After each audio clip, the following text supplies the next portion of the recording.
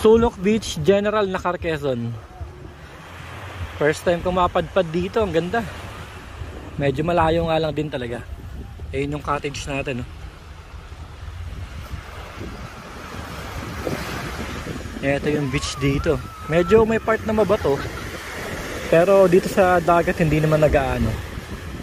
Saktuan lang. Ayan, mga tropa natin, nailigo na sila. Merong rock formation dito. Tapos ano, haba. Konti lang yung tao.